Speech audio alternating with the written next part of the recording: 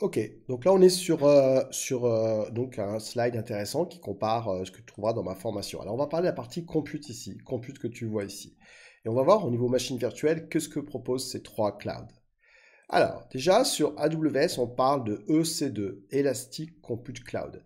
C'est le service vedette d'Amazon. C'est élastique, évidemment, donc ça peut monter en auto-scaling, rajouter des machines virtuelles derrière un load balancer par rapport à je sais pas, des événements importants, comme par exemple le Black Friday, etc.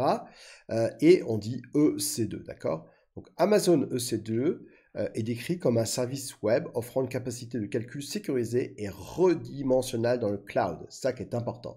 Vous voyez ici, on voit bien ici Amazon EC2. D'ailleurs, tu peux cliquer sur le lien à chaque fois que tu arriveras vers les produits.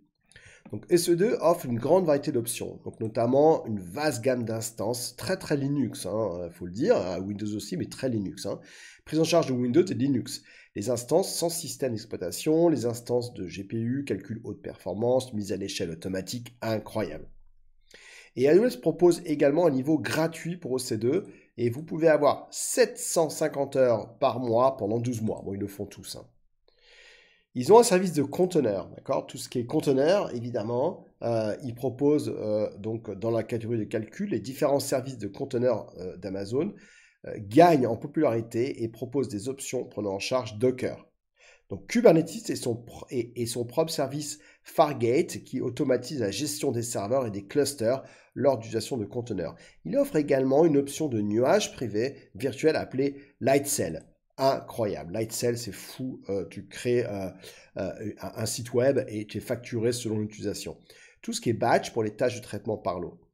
Et vous avez Elastic Beanstalk pour l'exécution, la mise à l'échelle d'applications web ainsi que quelques autres services.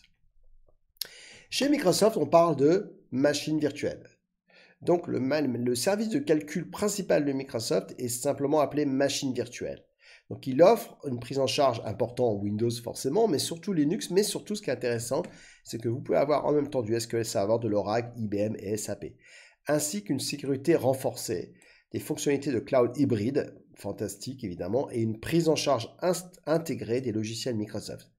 Et comme AWS, il possède un très grand nombre de catalogues d'instances disponibles, comprenant des options de GPU, calcul haute performance, ainsi que des instances optimisées pour l'intelligence artificielle et l'apprentissage automatique. Il dispose également d'un niveau gratuit avec 750 heures par mois de machines virtuelles Windows ou Linux, alors petite machine virtuelle. Les services supplémentaires, donc la version d'Azure d'Auto-Scaling est connue sous le nom de groupe d'échelle de machines virtuelles et il dispose de deux services de conteneurs. Azure Container, ACI, et Azure Container Registry pour la gestion. Il dispose d'un service de traitement par l'eau et les services cloud pour l'application web évolués sont similaires à AWS Elastic Beanstalk. Et il propose également une offre unique qui s'appelle le service Fabric, spécialement conçu pour les applications à l'architecture de microservices. Chez Google, on appelle ça le Google, si on le voit ici, Compute Engine. Donc, le catalogue de services de calcul de Google est un peu plus court que celui des concurrents. N'empêche qu'il y en a pas mal. On appelle ça le Compute Engine, tu le verras dans ma formation, qui propose à la fois des types de machines personnalisées et prédéfinies, facturation à la seconde, à partir de la première minute, c'est quand même très fort, et surtout des remises automatiques. Plus la machine virtuelle tourne, plus vous allez avoir des discounts, et ça c'est unique. Donc des remises automatiques et une infrastructure neutre en carbone qui utilise la moitié de l'énergie des data centers classiques. Franchement, c'est quand même fort. Est-ce que vous le saviez ça? Voilà.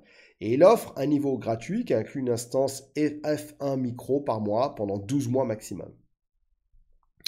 Google propose également un moteur Kubernetes, évidemment, qui permet aux entreprises qui souhaitent déployer des conteneurs. C'est très impressionnant. La partie Kubernetes est quand même super impressionnante. Vous voyez ici d'ailleurs, sur la partie ici, Kubernetes, vous voyez tout ce que ça propose. On a Kubernetes Engine pour la partie Google, on a AWS Kubernetes AKS, Azure Container Instance, pardon pour Azure, désolé. Et puis ça, vous avez ici toute la solution pour la partie évidemment Amazon. Ok, on va voir maintenant la partie storage, super importante la partie storage. Et là, évidemment, on parlera de S3 Amazon, on parlera également de Cloud Storage et puis de Blob Storage. À tout de suite.